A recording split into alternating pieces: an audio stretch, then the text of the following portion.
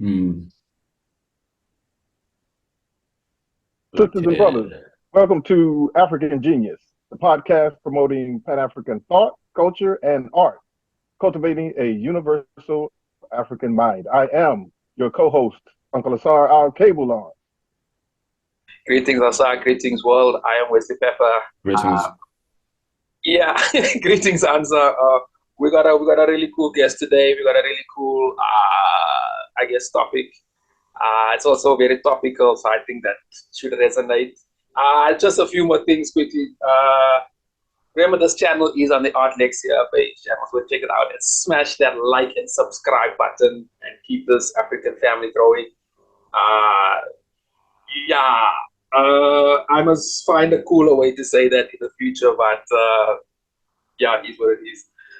If you're based in this part of the world, as the southern hemisphere, is into the spring, which is always lovely. I always love the change of season.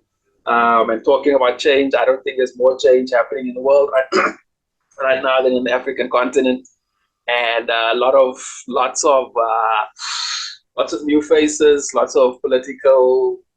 Let me say, let's be positive. Let's say political change. You can call it conflict, but let's call it change for now. Mike, but let me get to the guest first. Ansa Fungurani. Did I pronounce it correctly, Mikey? The surname. I'm not. It's it's Ansa Fungurani. So it's Fungurani. Because of course, I think a lot of people have a bit of a difficulty pronouncing it as well, which is all right. So I'm an artist primarily. I work mostly with digital media, graphic design, as well as 3D and animation. But most importantly, I think of myself as an African conservative, which is an important attribution I give myself in trying to retain the ways and the thinking of my people in a digital world, in a vastly, quickly changing world. So yeah, we've had this conversation before. I think the last time we spoke about art purely, but I think what's at hand today is quite interesting, and it will be something to explore together.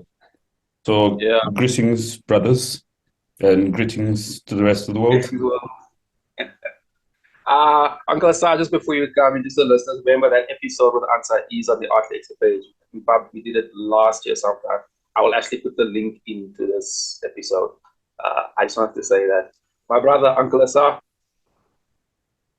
Yeah, I think it's very interesting with the topic. We're talking about leadership and how, and I've told this joke on the platform before about the African leaders. It's like, why do they dye their hair? So the people can't tell how long they've been in office. Right.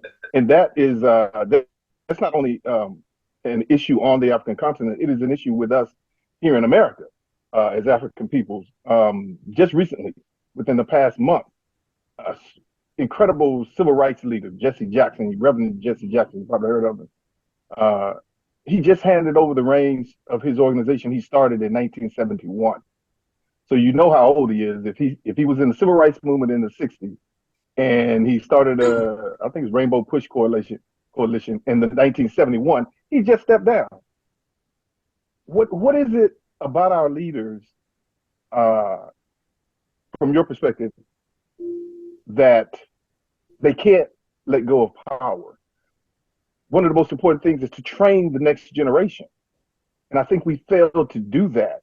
And then you have things like uprisings with the youth, when you could have an entirely different situation and move them forward, just like we're talking about the technology that you are involved in, the AI, all those things are progressive and forward.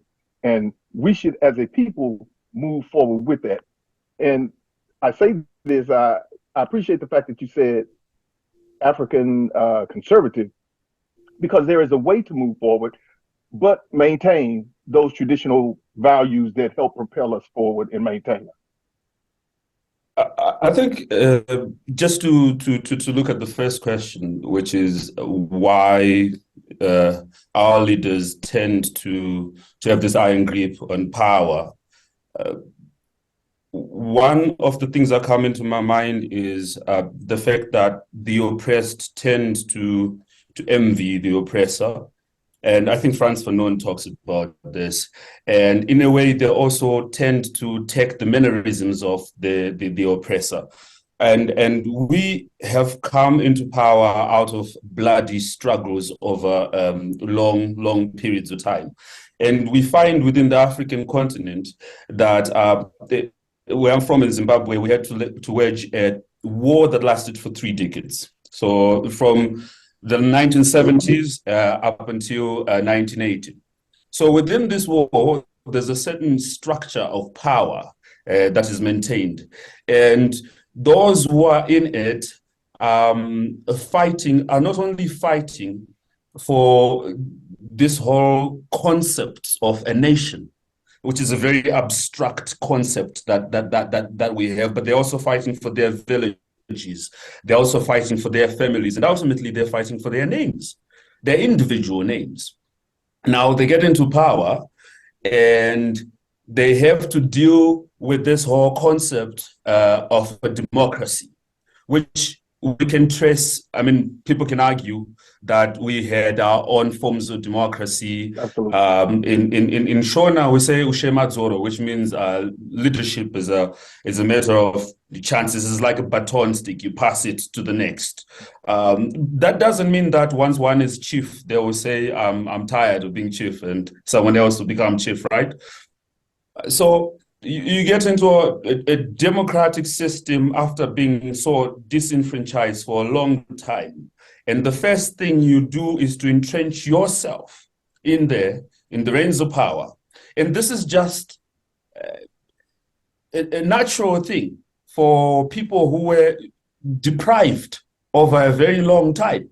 Because if you call someone over to your house and they have had no food for some time, the moment they open the fridge, they want to eat every single thing that's there because they're not promised tomorrow. So this is the consequence of a people who have had to deal with a long struggle. So you can psychologically explain it. I think the easier explanation would be to say they're greedy. Yes, they're greedy, but what makes them greedy? And I think it's the long struggle they're coming from. And within this struggle, they start off fighting for a cause. They start off fighting for ideas and ideals until they get to a certain point where the struggle is synonymous to their own personal survival.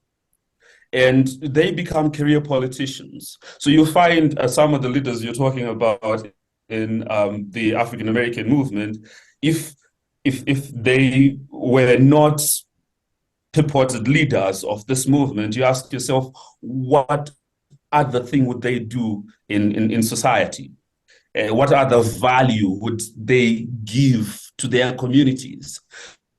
And so when we forget that we can give value other than just activism, and that we can be business people, and that we can be artists, and that we can be authors, and that we can be creators, and that we can generate wealth. The only way to generate wealth becomes the struggle. So we talk mostly of many industrial complexes. We talk of the prison industrial complex. We talk of the military industrial complex. But there is a struggle industrial complex that exists, that if there is no struggle, some people's livelihood wouldn't be met. And if you try to deposit them, you are moving away. You're separating a man and his bread and butter. I think that's mostly the case. There would be a number of reasons. In Zimbabwe, we had Robert Mugabe. I was born, and Robert Mugabe was in power, and I went to school, and Mugabe was in power, and I finished my education. Mugabe was in power, and what, besides the myth of the men that we hear, what's really remarkable about him is how he had transformed himself throughout the ages, how he was a socialist at one time and backed neoliberal policies at a certain time. And then at a certain time, he became someone who spoke about giving back the land. And these were all mutations to the survival of his political gene. The politician had to survive. And of course, with him survived his political party. Of course, with him survived his legacy and parts of the nation, of course. But it takes longer to break down the shackles, the mental shackles that people are under. And I think because we are living in a fast-moving world, we look at all the advancements in technology and in AI, and these things happen in a blink of an eye. And yet, culturally, we have been moving very, very slow because the encroachments of colonialism and the deprivation of history that we have we're still enslaved. We're still 300 years in there. We're still under colonial roots. So whoever comes in is a sort of a representation of that colonial, their version. It's like you are in a simulation within a simulation, and you have to get out of one. It's not to say there's no redemption. There certainly is. But I don't think it's as easy as sometimes we think in our generation it is. We say they're greedy, but is it a genetic mutation that certain people become greedy? Is it that the roles of a political leader and politicians are these jobs that or occupations that attract a certain character type? I think that's also to play. That's an interesting point. That's so a very, very and I'm glad you mentioned a lot of the trauma associated with our struggle, the adoption of the values of the oppressor, the value or the livelihood in the struggle. That's fine. The point of contention for me is this: you can stay there as long as you want to. Do something, right? I lived in Washington, D.C. for 25 years, and many of the political leaders, many of the community leaders, they were all in these positions. But in Southeast Washington, what we call east of the Anacostia River in Washington, D.C., where our people are, most of our people are, where the poor school system, there are food deserts, there's high crime. It doesn't change. And our people continue to vote for these leaders time and time again, right? So it doesn't really matter how long you're in there. Do something. I lived, traveled to Nigeria many, many times, lived there for several years. When you get off the plane, you have to go through to get to, and I was very fortunate to live in a affluent area because, again, my friends are affluent. But you have to go through muck and mire, for lack of a better term, abject poverty, filth, when you get off the plane. So that means anybody who comes to that country is exposed to that. You as a leader of a country, this is the thing that makes you who you are. You say your name, your country, your people. and visitors to your country get off the plane and go through that, and that doesn't move you to improve that. So that's what I'm saying. Again, you're in power, and we can't even go further. And excuse me for rambling if I seem like I'm rambling.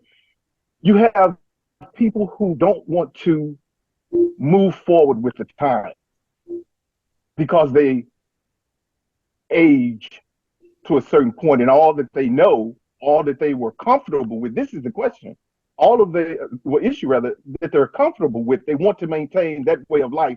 When we have moved forward, like you said, Mugabe was in power for 30 years. The world isn't the same as it was when he came into power. It has changed tremendously 30 years later. And have you transformed? Has your nation transformed? This is what we're talking about, transformation, because this is how human beings have survived for so long, is adaptation and transformation. So if our leaders, either on the continent or in the diaspora, aren't willing to, and it takes courage. Some of us have to have courage. We may be afraid I'm going to lose my livelihood, or I'm going to, I don't have anything else to do. You would think a leader, well, one of the criteria for a leader is to have courage. And I don't see that. You can be greedy all you want, but have courage to deal with that. That's like a person saying, well, I'm an alcoholic. Okay, great. You recognize that. What are you going to do about it? What are you going to do about it? I don't think the political system allows him to do anything about it. My take is that, like, in order to do any change, to work within that system, change is just dreams. It's just dreams. Okay. I wanted to put a point on the table, but I think it's a bit too early. Ansa, you look like you had something to say there, my brother. I think I was just on the same trajectory. The problem is very clear. The solution is complex, though. And I do agree with you when you say one needs courage. And you say, well, you can be as greedy as you are, but do something. I think during revolutions, the idea of a revolution in itself is usually born out of an ideal. The concept of bringing about a sort of utopia and alleviating the ills and then replacing it with a better world. Now, it usually does not take into consideration the complexity of the world that we operate in. What happened in Africa is that most leaders who came into power in the post-colonial period realized that they had to do away or compromise some of those ideals they had, because they were working within a system which was already created, and they had to find their grip. So you can mutate, you can change the system a little bit, but you can't overhaul it. You can't change, or you capsize the boat. And so when you realize the powerlessness that you have, that you are coming into an independent nation that is strengthened by an economic system which has its own captains of industry who are there, and you have to comply to laws and regulations and ideas and concepts of industry that you are not aware of. And what you can only do is to take the first 10 years or the first 20 years to familiarize yourself with the way the system works. So you find yourself in a global free market capitalist system, and you need to trade within that system, because it doesn't work if you are going to say, well, let's do away with this whole system. Then how are you going to survive? How are you people going to survive? So the complexity of these things is such that you have to, as Africa has learned, you have to always have to find allies with some big brother of sorts. Now, when you're doing that, you're realizing that you cannot really change your economy that much, right? You cannot bring the miraculous eradication of poverty to your people. You have a whole cabinet, and you have cronies and you have comrades, and you have what we call cadres here, right? Who were with you in the struggle. So the first phase of any liberation movement that has come into power was cadre deployment. And you had to make sure that your cadres had good places, because this loyalty is dependent. Democracy depends on you pleasing as many people as possible. Now you have to please. Yeah. I hear what you're saying. What you're saying there actually sounds like South Africa in the 90s when, the then ANC had all this, like, I wouldn't call it Pan-Africanist ideology. I don't think it was that. It's more multicultural, but still, they were very this and that. The point that you're raising about Black leaders in Africa and to compromise, that was, from South Africa, I think was the biggest compromise ever. Here's a question. Do you think, I think Black leaders compromise too much? I think, like you mentioned there about that cadre deployment, that's also a problem. I don't, if you ask me, yeah, sure, if we coming up together and I made it, sure, I will, I'll show my, my love or something, give you money or something. But I think it goes a bit too far. I think when these guys, I think African leaders compromise too quickly. And I find that the things that they compromise, that are being compromised, is also deeply problematic, because they compromise on the worst, possible things. So that is an unfortunate point. Anybody got a take on that? Coming out of enslavement in the West, we had it's a song actually, and it says very good rendition of it was done by he just passed away, Harry Belafonte, and the lyrics go, "Before I be a slave, I'll be buried in my grave." Right. So that is to say, Malcolm X, El-Haj Malik El-Shabazz said, "Revolutions overturn system," and the West has no problem with that. The West has a position of, if they can't have it, they are going to destroy everything. I'm not saying we should have that attitude, but we should have an attitude that approaches that we are going to overturn systems. We are going to implement ideas and strategies that benefit us. If there is a system here, I used to say in my youth, if there's a train headed straight to hell, a locomotive headed straight to hell, are you going to stay on the train? Get off the damn train. We need to get off that train. And then again, it goes back to courage. Courage to what? Dr. King said, sometimes change must come through innocent suffering. If we're not willing to commit to the struggle, and that's real commitment, your life. Malcolm X said again, the price of freedom is death. If we are so afraid of losing the crumbs that the West grants us, we're going to be in this position forever. Yeah, Look at the climate. We talked about the capitalist system. The oil baron, they made a pact long ago not to give up oil.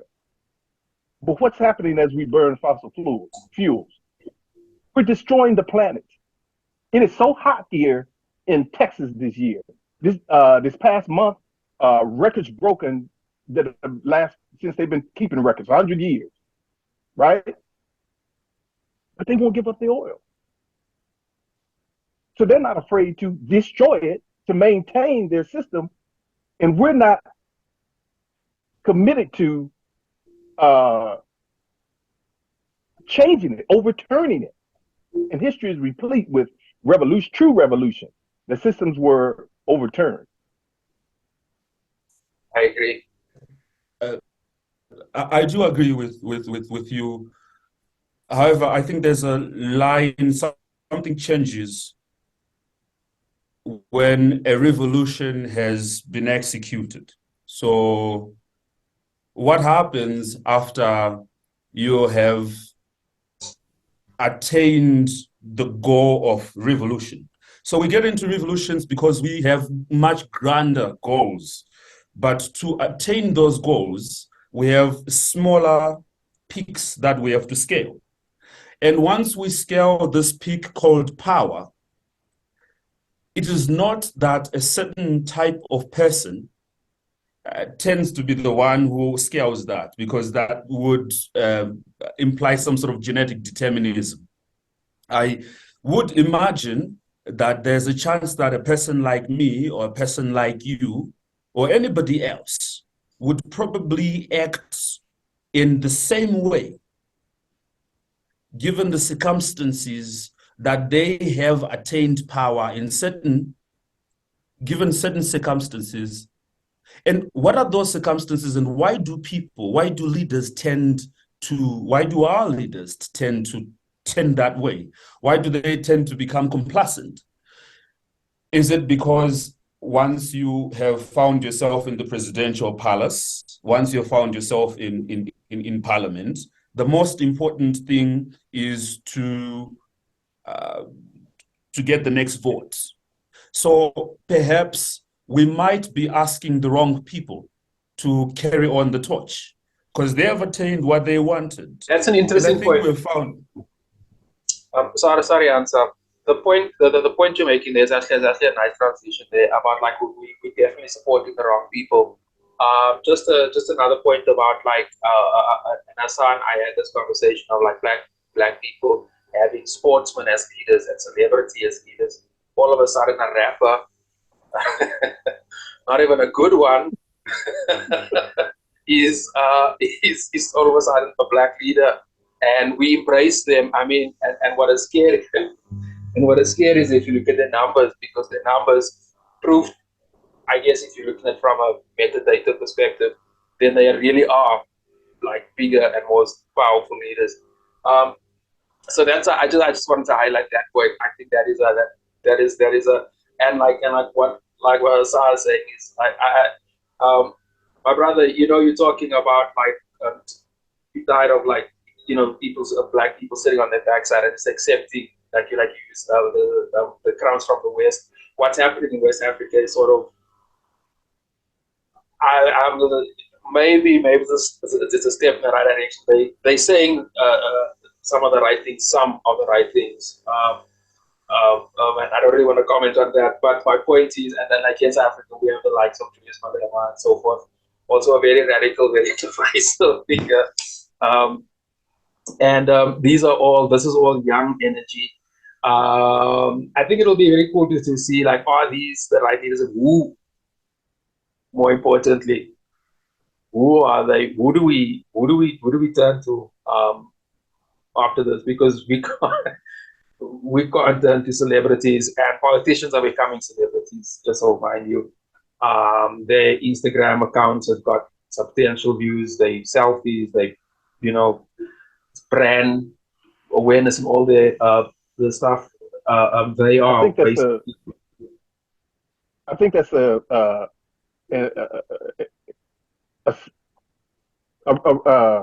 what's the word I'm looking for? It's an outcome of what Brother Ansa called, what he talked about when he said the oppression. And it comes from that we want to be draped in things because we've been deprived of it for so long. So then we are attracted to those people who have it. And, we want to wear labels, celebrities and comedians and athletes, and we want to wear labels. And we think that gives us value, when in fact, as the brother said, he's an African conservative. if we bring back those values, then we won't need someone else's name across our chest. We won't be lauding athletes and comedians. But I want to touch on another point real quick. You said about the power. There's a saying that goes, of course, power corrupts and absolute power corrupts absolutely, right? So that's at work as well. And I think one of the good things that we can say, I hate to be recorded saying this, about the West. One of the good things about the West is they have term limits on power. But the problem that happens with our brothers and sisters in Africa or in our community organization, you change the Constitution so you can stay in power. Or you just continue to stay in power, like our brother I mentioned at the beginning of the show. You just stay in your position. And no one has the courage to tell you to sit down. And that's the term I think I was Wesley and I were talking. And that's where I come from. Very direct. Sit down. That's what you need to do. Mugabe, bruh, we love you. Sit down. I mean, does that make sense? Sit down. We got it does make sense. Different things. I would anyway. Let's just quickly wrap up this session, gents. This clock time is thing. Yeah, I'll send you. It's all set up, so you'll get the link in probably 20 seconds. Ansa, and when we come back, we'll get your take on all of on what we just spoke about. All right, see you in 1 minute.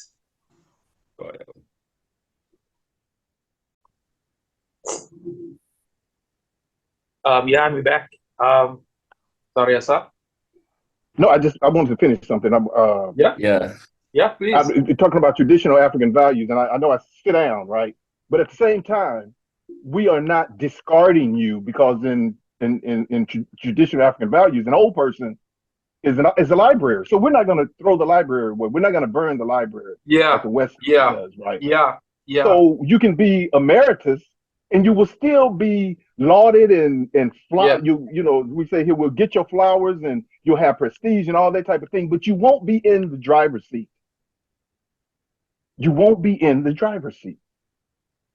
I just think some of them can actually just as in traditional African society, they can be more of a mentor role.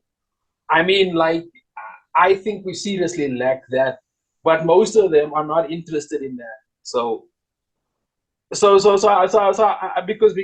mean, it can sound like why does bash? We don't want to bash but I do think their role in society has to evolve. So I'm fully with you, 100%, my brother. Sure, Ansa. I think I'll go ask. Just give me a second.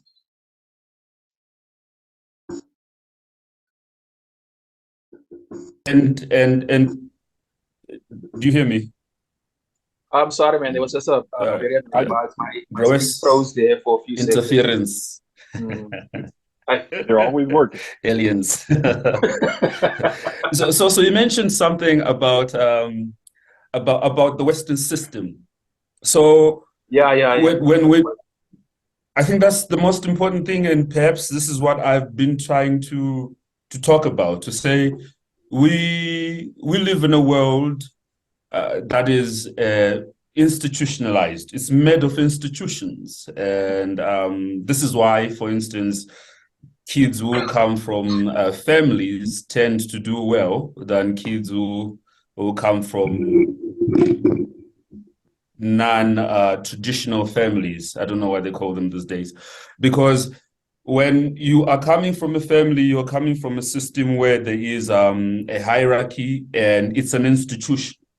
You will understand how institutions work when you go into the primary school until you get to tertiary school.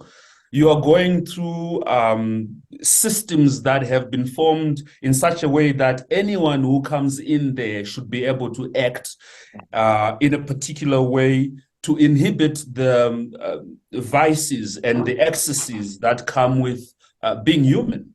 So this is why we have institutions. Now, because we are not the architects of the institutions that we have in place in power, nor do we intend to learn about those, because we don't need to invent the wheel, right? So most of the cars out there are Japanese cars. The Japanese did not invent the car, and the Europeans are known for the gun. They did not invent bullet powder. We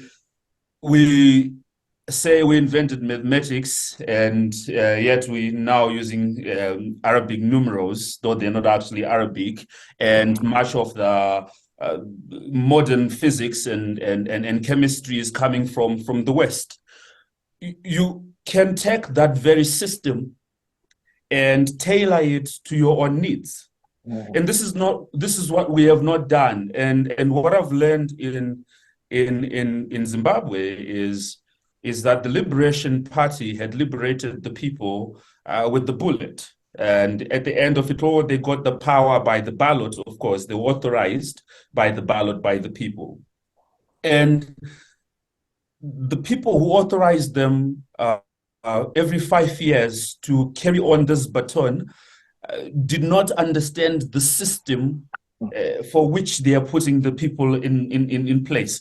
And of course, if I'm a politician and the consequences of teaching the people how the system works are such that I don't become, that I lose my seat, of course I will not invest in that. I think it's Voltaire who said that there's no God, but don't tell that to my servant. Because if you tell him, then he's going to use this knowledge against. So there are people who haven't understood the knowledge of how the systems work them to manipulate the mass. And this is where I get into the point of saying, perhaps when a revolution is instigated, and it is pushed forward, really, as we have found in Africa, by a middle class on behalf of the working class, because pretty much from West Africa, North Africa to Southern Africa, Mugabe and Mandela's, they were all lawyers and doctors, and they were speaking on behalf of the people. It's very difficult when people speak on your behalf, because they have their own interests at heart. Now, I think of it as that the middle class are closer to the seat of power, so they know the throne, they have seen the throne. The people have never been allowed into the palace, and so the people give the mandate to the middle class. So they say, you are the servant to the one who sits on the throne. Now, what we want you to do is you go and push the throne. And when you push it, the person will be toppled. And then you can open the gates. And then we can all come and we can share this big seat. Now, what does the middle class do? They will do what humans naturally do. They will carry the mandate of the people, the masses, because they get in and out of the palace, they get closer to the throne, they push the throne. And when they push the throne, they see that it doesn't make sense to have everyone sitting at the throne. It's best to have one person or two people sitting at the throne. And they sit at the throne for themselves. And they create another cycle, waiting for another servant who's disgruntled, who's another middle class, who the people will call. So the real issue is, how do the people who need these changes really, as you mentioned when you were, as my brother mentioned, when you were in Nigeria, you were living in the affluent areas, and those people, you might tell them that there isn't much change that has come with liberation, but they do see the fruit of that liberation. right? And it's the same thing that happens in whatever we might call affirmative action in South Africa, affirmative action in the United States. It benefits a certain Black learned class who can scale at the expense of the rest. And because that person has the knowledge, they have the secret code of how the systems they inhabit work, they then are only a window dresser to just stand there. It's a cosmetic change. Now we can look and we see there's a Black man in power. Tomorrow we'll look, it will be a Black woman in power. The actual change in itself has not come because it is still those people who have an understanding of how the system works. Now, there are communities where they have tried to show everyone how the system works. And, well, the Westerners themselves think of democracy as their tradition. They'll trace it back to the ancient Greek, and they have embraced it as their own, and they've made it part of their own culture.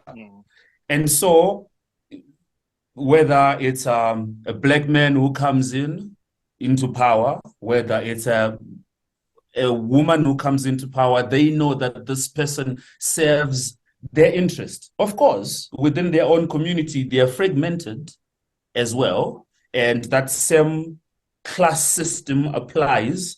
And I'm not really alluding to a socialist or Marxist class system, but there are certain categorizations within society that we can see.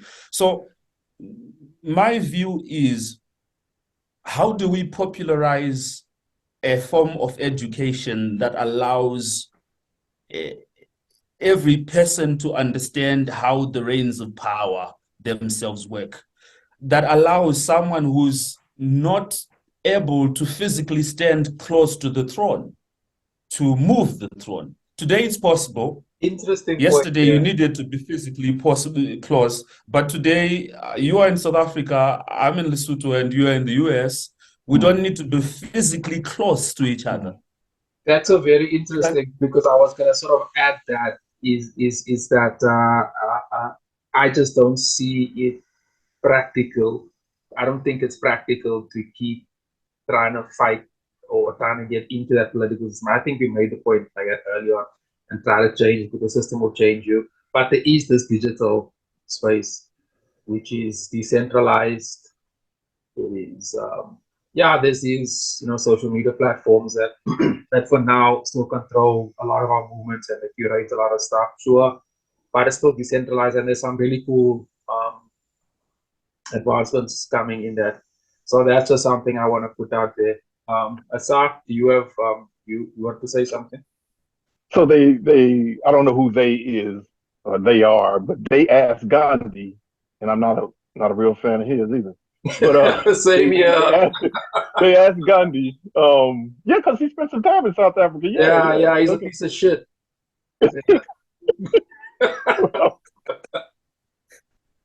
So they asked him, what did he think about democracy in America? And he said, I think it would be a good idea. So, and that whole thing going back to Greece, it's the same thing. Male landowner or landowner, that's not democracy. But yeah, just to clarify, when I was living in Nigeria, I was invited for 3 months, but it ended up being three years.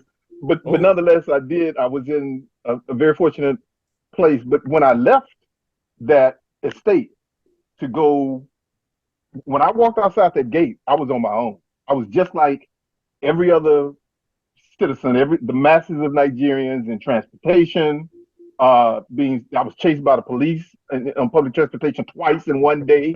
I was, I want to say, accosted by the army, the military, with men with guns, automatic weapons. I was almost put in detention because I jaywalked and I had to pay. All those types of things. I just want to make it clear, it wasn't an easy ride. And I didn't want it to seem like, I'm one of those elite people, because the point I'm trying to make is, do something. Can we have clean water? Can the masses have clean water? Can we have continuous light?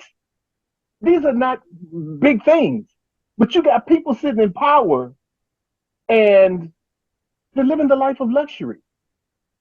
My point is expecting those things from whoever it is who is in power simply because of their skin color is a bit naive. Well, but in Africa, I mean, everybody's, let me generalize, but everybody's the same color. More, we're of color, or they say here, of color is colored people. I'm looking at it, comparing that with, I would have said it's the same as expecting the colonial leaders, had an expectation.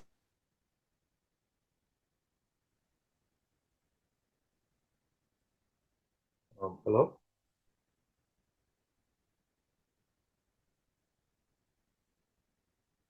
The screen just froze there, so just bear with us for 1 second. Pardon, but that unfortunately I also hit the pause button, so my apologies. The screen froze. Yeah. Ansa, we're not politicians and we're not technicians either. So I think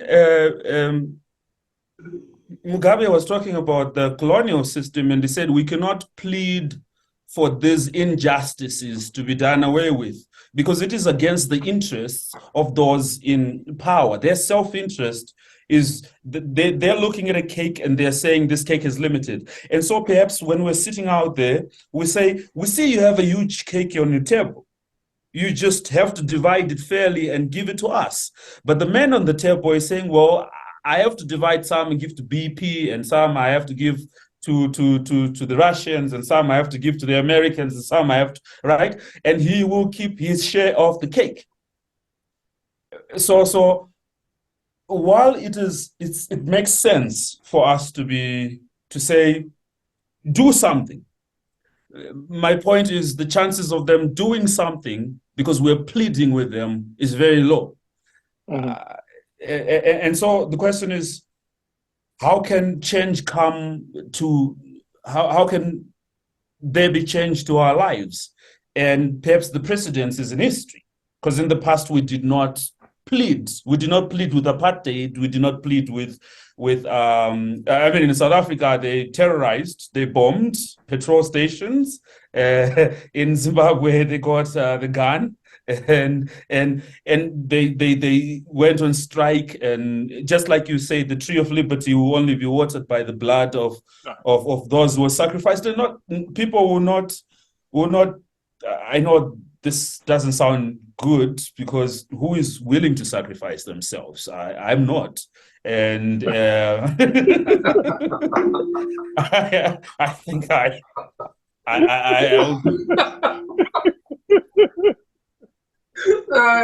serve a better purpose. I serve a better purpose trying to agitate the masses. No, I hear you. I forgot what Yeah, no, I'll have to think twice. That's why I don't. I actually few years ago in South Africa we had that march against e-tolls, and it was just basically an unnecessary tax. And I marched that day, and I mean it wasn't police and everything, but it also wasn't. I didn't feel that. I mean, it was like so many people. It almost felt like a day off and like a fun. It felt cool to because we were tweeting like I'm at the march, and okay, I didn't take photos, but there was a lot of that. So when you say like Ansa, you were mentioning and I'm making a point about this, like in order for us to get something, we need to do something. Really marching and those old things that did, like it's ineffective. It's ineffective, and that's my point. There is a an example. I think I must have mentioned it even on the Art Lexcia, maybe more than once, that like in 2017 here in South Africa, there was a racist incident in one of the major food franchises with a black dude and a white woman. It was the other way around. It was a black woman and an Afrikaner. And whatever they thought about was irrelevant, but both parties claimed victims, and the Afrikaner guy, he got some fine or some bullshit, but basically he was made the villain. So what he did was he just went to the other Afrikaners and they boycotted Spur, which is a massive food franchise. And within less than 6 months, the CEO, now this is the big shot, apologized to the Afrikaner. He apologized. It was a whole thing. Within less than 6 months, they made one of the hugest. As Black people, we have a serious buying power, which is something, with Gallery 360 Africa, we're also looking at and things like that. We buy. It's not as cut copy paste as easy as that, but I think our form of protest should evolve. And it's if we stop buying these fucking German cars, that's that. If we're looking for alternative ways, I think we hit them in the pockets. You're absolutely right. As we make our list of potential martyrs, we'll make sure that we won't put Brother Ansa on it. But I think that an ideal Native African leader would be someone like Thomas Sankara. When the guy died, I think they said his wealth consisted of 2 bicycles. He gave up the imported car. He made the whole government give it up. You're going to drive the cars we make here or whatever. That's the type of courage that it takes to be. Even in my own situation, I don't consider myself any type of leader. I think I tried my best to be a community builder. But as a Pan-Africanist, as unapologetically African, unapologetically Black, I've suffered. I've lost jobs. I've been ridiculed, ostracized. But that doesn't deter me. Maybe there's something wrong with me. But I've never, I played the lottery, but that's not my goal. You know what I'm saying? That's not my goal. That's not how I was raised. That's not my fiber. And I don't consider myself any type of extraordinary person. Although, as Wes said, the marching, I'm not going to the street. I'm going on 60, man. I can't outrun the police. So I'm not going out there. But but I saw you asked me a question about the American civil rights movement. You were interested, but it was the same thing. People seem to think that there was Martin Luther King came along and he gave a speech. I have a dream, and the civil rights bill was passed, and that was it. No, the cities in America were burning. They were the major cities, especially where the Black people, they were burning. So just like you talked about bombing petrol stations, that type of thing. That's how we got this stuff passed, because they don't want the whole thing to burn down. They'll burn it down themselves, but they won't allow us to burn it down. You see what I'm saying? So it takes, again, I just keep going back to courage, man. Or audacity to say, hell no, you're not going to do this to me. I want my rights now. You're going to treat me fairly as a human being, and that's the end of it. And is that too much to ask? UncleAsar, just to ask, because you mentioned at the beginning the state of the leadership in the African American community. I think you talked about Reverend Jesse Jackson. How is it now? How is the state? What's your take on that?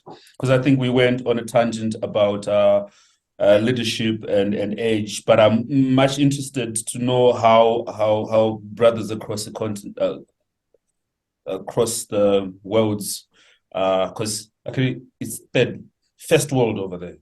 Right. So there are 2 other worlds. the first world headed in the line going to hell. Yeah. Well, I may not be the best person to ask, but I'll say this. And we touched on it briefly about adorning ourselves with labels and things like that. We had a man in power, a Black man, well, half Black, for 8 years.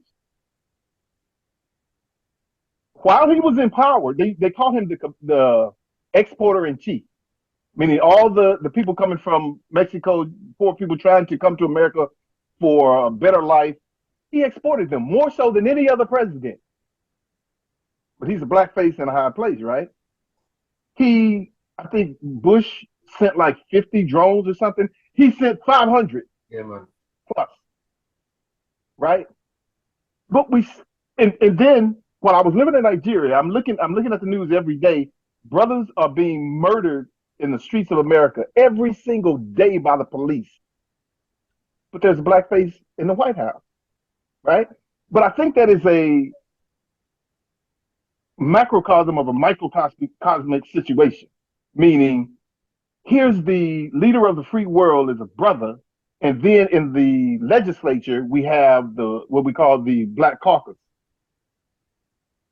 What are they're in power, same people there, been there forever. What are they doing? I don't know if you're familiar with the term drank the Kool-Aid. Back in the 1979, 79, the guy Jim Jones took the people down to Guyana and he made them drink the poison.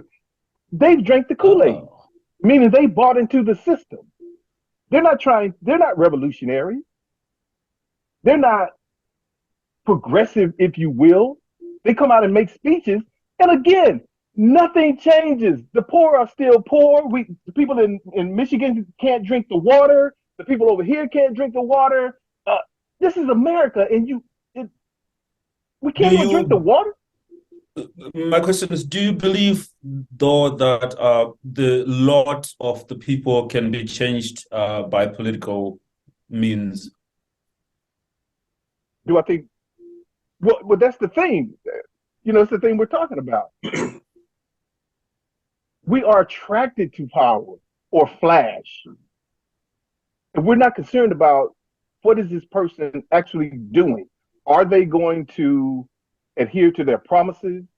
Are they actually going to fight for me? I was watching a movie, a documentary yesterday, and it was white people.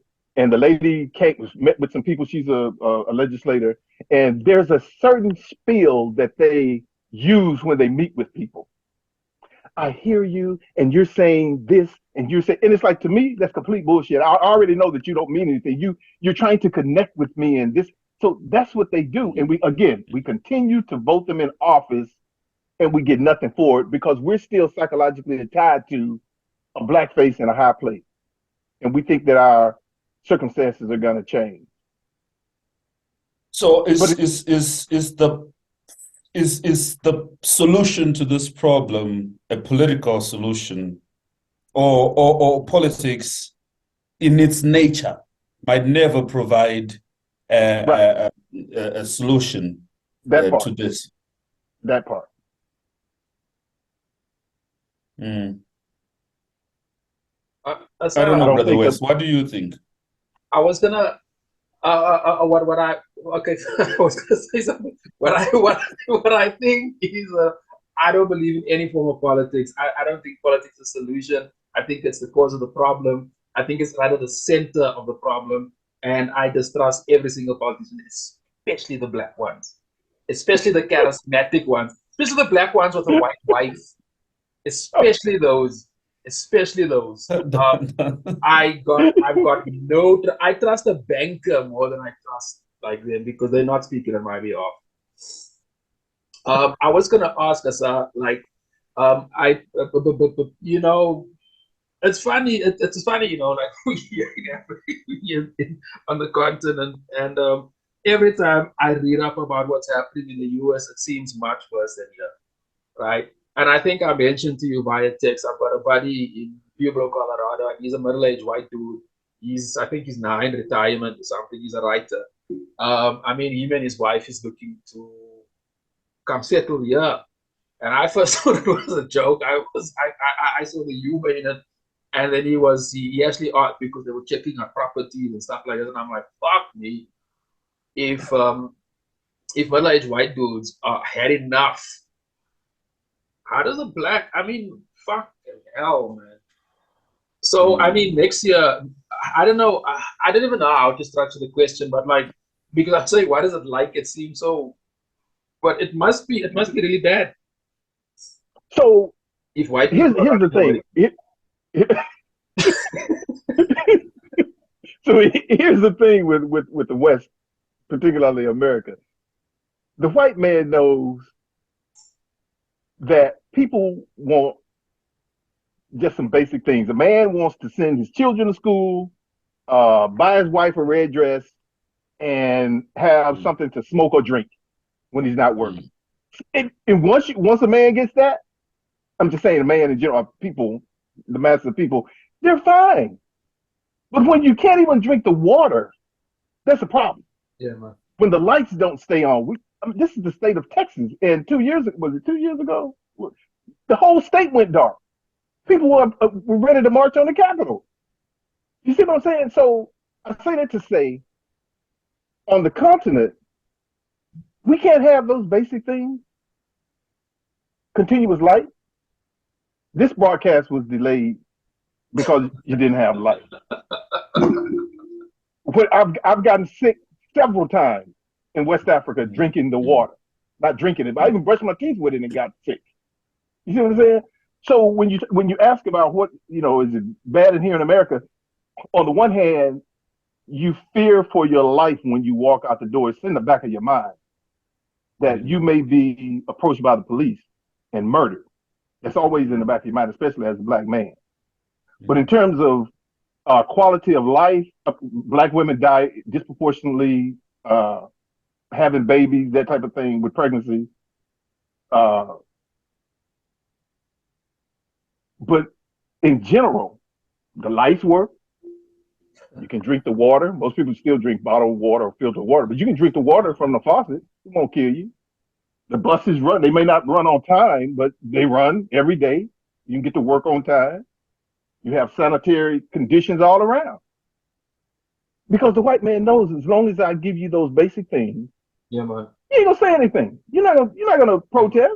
But then when they started they took affirmative action away. They took away the diversity, equity, and inclusion. That was a watered down civil rights type thing. But they're taking that away. Now people are beginning to, hey, this is not working. You're taking these, liberties away. Crazy, man. Gentlemen, we can wrap up there. Let me ask the brother about his work, your digital work. Tell me about that.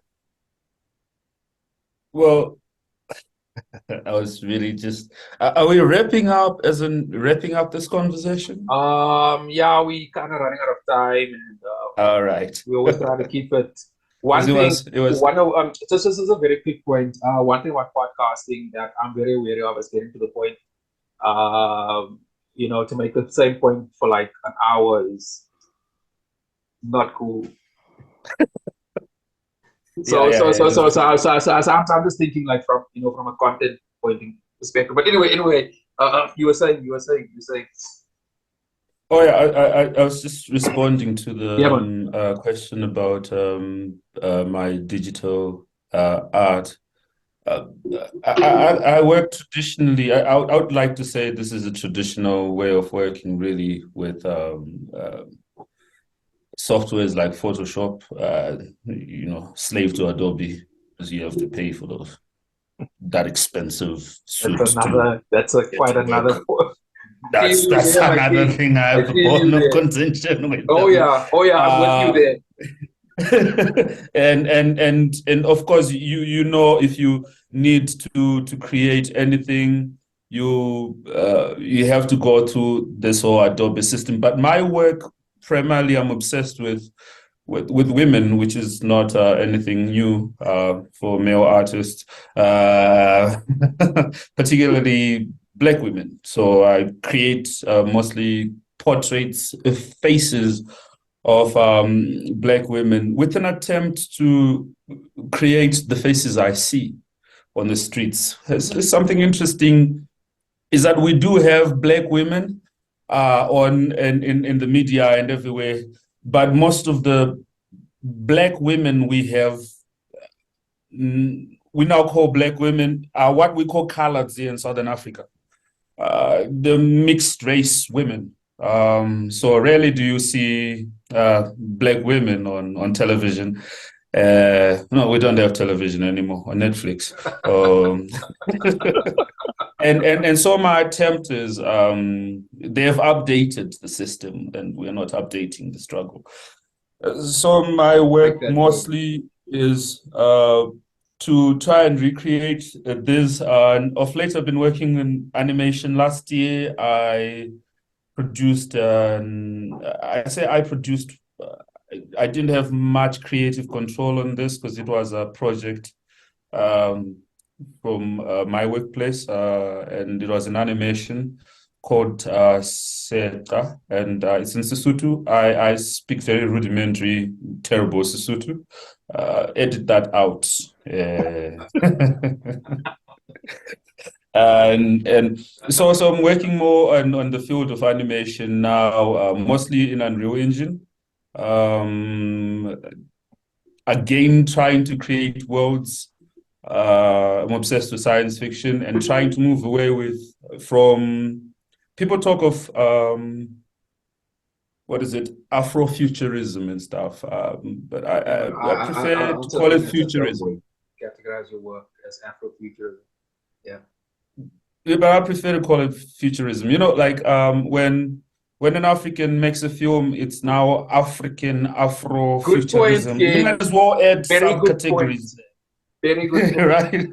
Very good. Might as well say all the other subcategories. But of late, I've also been looking at this new generative AI technologies that have been coming. I think I started working with this. There was a project called Google Magenta, which was online like long back, maybe 5 years ago, and that was when I started working with AI systems, and then they came back and they're just an explosion. It's an interesting thing because you have programs like Midjourney, and AI has been in our midst for some time, flying airplanes, making critical decisions, and people didn't say anything, then started to make pictures of celebrities, and the buzzword now. So it's just an interesting thing how it shows us things that we prioritize. AI has come now and it's making pretty pictures and writing poems, and all of a sudden it's within the radar, but it's been doing things that are actually much more critical and diagnosing diseases, things of that sort. So I've been on that front as well, trying to see how I can work with that, and interested in this whole thing they're calling AI bias, where when you tell Midjourney, for instance, to generate a picture of middle-aged men, it's most likely going to generate a picture of a white male. And so, of course, on these forums, you do have a lot of conversation about whether this is intentional. It's also because most of the systems are trained on massively internet data. And if we look at our use of the internet, I tell you, if you say to it, an image of a female twerking, it will most likely give you a black female. Why? Because that's mostly the content. So it has all these other biases. You say an image of a nurse, it will give you a female. And so the question is, should you edit that out when you're actually living in a world where if you go to a hospital, most nurses are female. So if you say an image of a banker, should you be offended if he shows you a white man? Or because most bankers, even here in Africa, are white. So it's an interesting question that now we are creating images that are synthetically made. You're not going to take a photograph. Should the synthetic world imitate the natural world that we live in? If it imitates the natural world, it comes with the biases, the injustices that it does. If it doesn't, if it seeks to create another utopia, you might have a situation where someone creates a film. Sorry, my brother. We're actually running out of time there, man. We're out. It was massively. I enjoyed this conversation too much. Oh yeah. Thank you for coming, my brother. Enjoy speaking with you. This was great. UncleAsar, we'll be in touch, my king. Gentlemen, one love, man. Thanks a lot. Asante sana. Tetsenda. Siyabonga.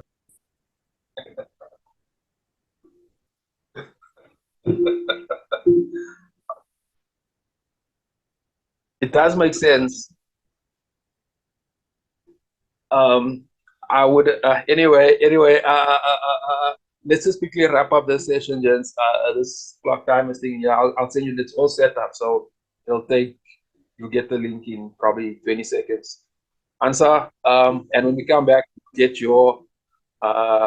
your take on all of the above, on what we just spoke about. All right, see you in 1 minute.